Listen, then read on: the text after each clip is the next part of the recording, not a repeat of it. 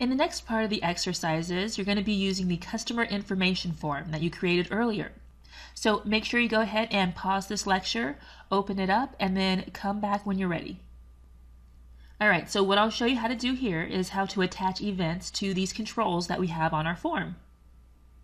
And the first bit of code that we're going to add is going to transfer the information that someone types into the form into the Excel worksheet.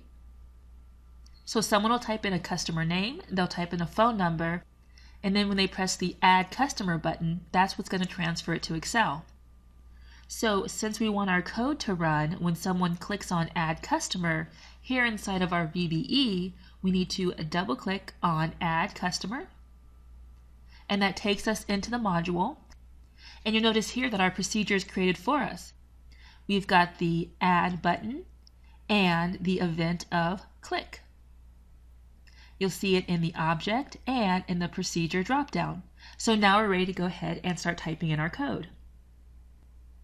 So the first thing that I want to have happen is whatever value is inside of the text box, the one we call custom name, I want that to appear in cell A1 of our worksheet. So that code will look like this. I have the cells object, and you've learned that in a previous lecture. The first row and first column, that's A1. Dot value, there's the assignment operator, the name of the form, the name of the text box, dot value. So what this is saying, and I'm going to read from right to left, is that the value of the field txt cust name in the customer info form is going to be assigned to the value of cell A1. All right, I'll go ahead and add in a new line because now we want the value of the phone number field to be put into B1. And actually, I'm going to use a little bit of copying and pasting here. I had mentioned before that copying and pasting can really help speed up your code. So I'll go ahead and just paste that in. And I'm just going to make a couple of changes. So it's not txt custom name, it's txt phone. That's what we called it in an earlier lecture. And since I want B1, it's going to be cells 1, 2. First row, second column. Alright, so that's it for that button for now. So when someone clicks on the Add Customer button, whatever's inside of the custom name field will go into A1, and whatever's inside of the phone field will go into B1. Okay, so next I want to write the code that hides the form. So if someone clicks on that Close button, we want the form to hide. Now I don't have to go back into the form, double click on that button to get back into the code module window. What I can do is I can use my object drop down here at the top of the screen, find the Close button, click on that, and you can see there it's already set for me when someone clicks on the Close button. Alright, so now I'm ready to go ahead and put in the code that's going to hide the form. And you learned this in a previous lecture as well. I'm going to type in the name of the form here, which is customer info, and the method, which is hide. Alright, so the two command buttons are now programmed.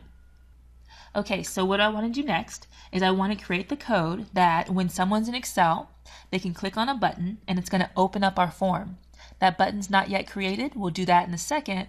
I'm going to first go ahead and create the code that opens the form. So it's not going to be attached to any buttons that we already have on our form, and it's not going to be attached to the form itself.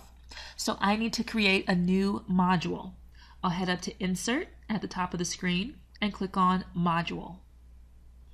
And I will call this sub-procedure Display Form. And showing our form is very much like hiding our form. We put in the name of the form dot show. All right, I'll do a save one more time. I'm going to head over to Excel, create that button, and attach this to that button. So remember, you can create a button from the Developer tab using the command buttons there, or you can also attach a sub-procedure or a macro to a picture or a shape, and that's what I'll do. I'll go ahead and insert in a shape.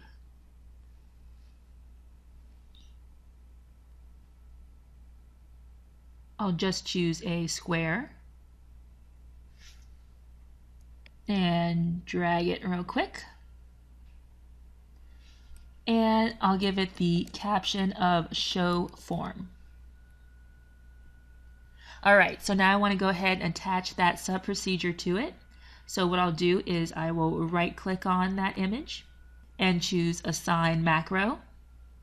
There's my display form procedure right there. I'll go ahead and click on OK and test it to make sure that it works.